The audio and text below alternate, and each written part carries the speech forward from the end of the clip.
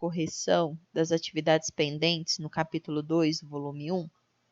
Essa é a parte 2. O primeiro exercício que eu gostaria de discutir com vocês é o exercício de aprendizagem número 11, lá da página 41. Ele pede para vocês como as alterações no uso da terra estão a perda da biodiversidade. Eu sugeri para vocês responderem da seguinte forma: as mudanças no uso da terra e do mar pelas atividades humanas são os principais motivos de fragmentação, de degradação e da perda de habitats das espécies. Sem um local adequado para sobreviverem e se reproduzirem, obviamente as espécies podem ser extintas. Já no exercício 13, também na página 41, é solicitado que você explique de que maneira o aquecimento global pode levar à perda da diversidade de espécies. Então, vocês deveriam apontar as principais mudanças climáticas que poderão ocorrer, né? Que seriam o aumento do nível do mar devido ao derretimento do gelo, comprometendo assim a sobrevivência de espécies como o urso polar e os pinguins, e também as populações de cidades litorâneas. Segunda mudança seria a alteração no padrão de chuvas, com algumas regiões sofrendo com inundações frequentes e outras com secas severas. E a terceira mudança seria a ocorrência de furacões, tornando-se mais fortes e mais intensos, comprometendo a sobrevivência de espécies humanas e não humanas. E que vocês poderiam, então, concluir dizendo que todas essas mudanças elas interferem no equilíbrio, né, dos ecossistemas e nas espécies que neles vivem.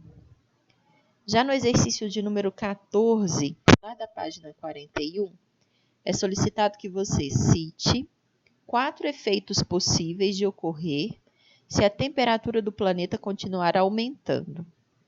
Então, temperaturas máximas extremas seriam mais frequentes e temperaturas mínimas menos frequentes. Isso poderia levar ao degelo de algumas regiões. O aumento da variabilidade climática, com mudanças tanto na frequência quanto na gravidade dos eventos climáticos extremos. O aumento do nível do mar e também temperaturas mais altas na superfície dos oceanos, que estariam relacionadas ao evento de branqueamento de corais. O exercício de número 15, também da página 41, ele pede para você explicar a razão de a introdução de espécies exóticas em um ecossistema representar uma ameaça para o seu equilíbrio. Vocês deveriam lembrar, então, da nossa discussão na live, em que eu coloquei para vocês que as espécies exóticas elas podem se proliferar sem controle, colocando em risco as espécies nativas, além de poder levar as espécies nativas à extinção local. Elas também podem participar da disseminação de doenças, degradar florestas e desestabilizar as cadeias alimentares. Já o exercício 16, ele pede para vocês identifique a importância das unidades de conservação da biodiversidade. Então, a criação e o estabelecimento de unidades de conservação é uma das principais estratégias para garantir a conservação da biodiversidade.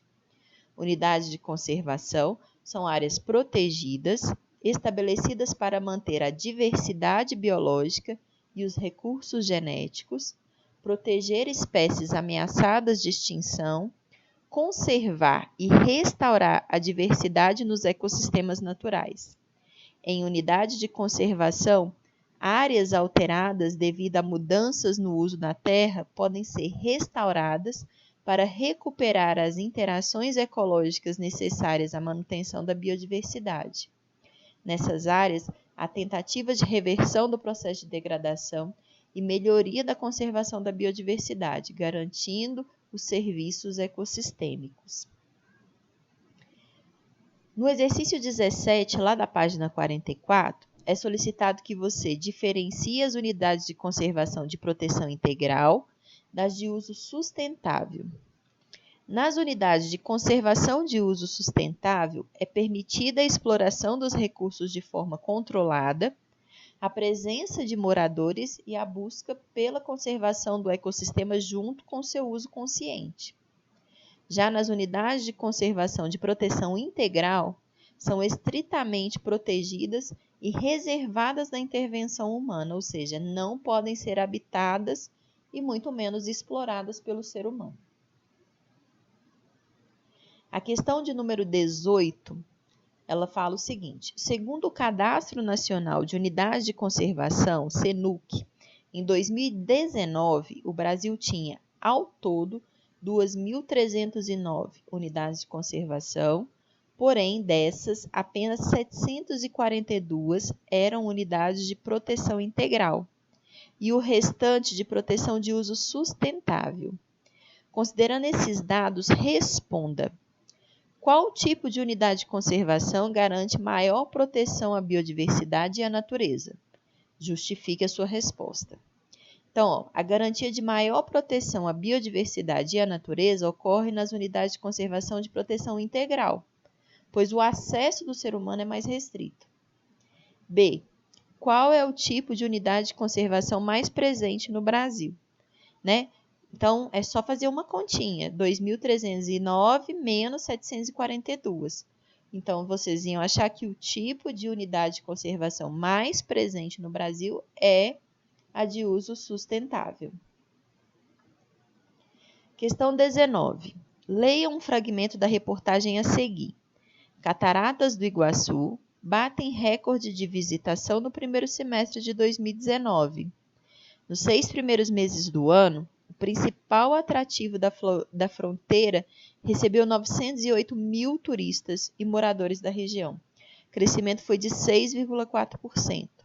O Parque Nacional do Iguaçu, em Foz do Iguaçu, no oeste do Paraná, bateu um novo recorde de vegetação, dessa vez no primeiro semestre de do ano.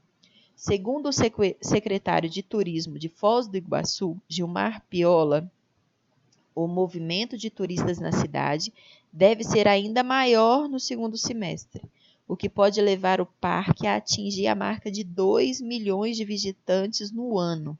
Isso foi noticiado no G1 em setembro de 2019. A reportagem destaca um tipo de uso dado a essa unidade de conservação. Esse mesmo tipo de uso seria possível numa reserva ecológica? Justifique sua resposta. A grande vegetação de turistas que ocorre nos parques nacionais não seria possível nas reservas biológicas. As reservas biológicas têm como objetivo preservar a biodiversidade sem interferência humana, sendo passível de multa qualquer dano a elas ocasionado. Elas são destinadas a pesquisas científicas e à visitação pública com objetivos educacionais, e assim não pode ser ponto turístico, ok? A questão de número 20, lá da página 45, ela propõe o seguinte: a Reserva Biológica de Poço dos Antas tem mais de 5.000 hectares de área de mata atlântica protegida. E esse espaço abriga o mico-leão dourado. Quais as características dessa reserva? Bem, aí vocês deveriam colocar: as reservas biológicas têm como objetivo a preservação total da biodiversidade e das demais características naturais presentes dentro dos seus limites. Não é permitida a presença de áreas particulares dentro da reserva e só são permitidas visitas com finalidades educacionais ou científicas, mediante autorização do órgão administrado responsável por essa reserva. Questão 21, também da página 45. Um agricultor resolveu introduzir eucaliptos num parque nacional, com o intuito de produção de madeira. Segundo a lei, isso é possível? Justifique. Olha só, o Parque Nacional tem como objetivo a conservação de áreas que englobem ecossistemas com grande importância ecológica e de grande beleza cênica. Não são permitidas áreas particulares dentro desses seus limites. a visitação pública e o turismo ecológico, bem como as atividades científicas, são permitidos desde que sigam as normas e restrições estabelecidas pelo órgão administrador do parque. Portanto, não é permitido plantar eucaliptos nesse tipo de unidade de conservação, ok? O exercício 22, ele pede para você diferenciar Parque Nacional de Floresta Nacional. O Parque Nacional é uma unidade de proteção integral. Já a Floresta Nacional é uma unidade de uso sustentável, ok? O exercício 23 pede para vocês citarem ao menos 5 ações que podem colaborar para a conservação da biodiversidade. Quais seriam elas? Manutenção das árvores, conservação dos cursos d'água, diminuição da produção de lixo, implantação da coleta seletiva, redução do consumo de água, redução do consumo de energia. A gente poderia colocar aqui também redução da extração de recursos naturais. Ok? Cite 3 vantagens da conservação ex situ e in situ. Então, olha só, a conservação in situ, ela apresenta como vantagens, ela permite que as espécies continuem seus processos evolutivos e protege a vida silvestre. Então, eu mantenho o animal lá, ou o vegetal lá, em loco. Já na conservação ex situ, tem, né, como vantagem preservar as espécies que estão em risco de extinção e permite um maior conhecimento dos cientistas sobre esses organismos. Então, por exemplo, são os parques nacionais. Parque das Aves, por exemplo, em Foz do Iguaçu. Lá as aves são mantidas para evitar ou, no caso, recuperá-las do risco de extinção, mas grupos de pesquisa estudam essas aves. Então, elas são deslocadas para um local para finalidade de estudo, né? Então, são 2 estratégias de conservação completamente diferentes uma da outra. Ok, pessoal, são esses os exercícios que ficaram pendentes de correção. Eventualmente, se vocês quiserem corrigir mais algum, vocês podem manifestar pelo e-mail da turma e também nas lives, ok? Até a próxima oportunidade.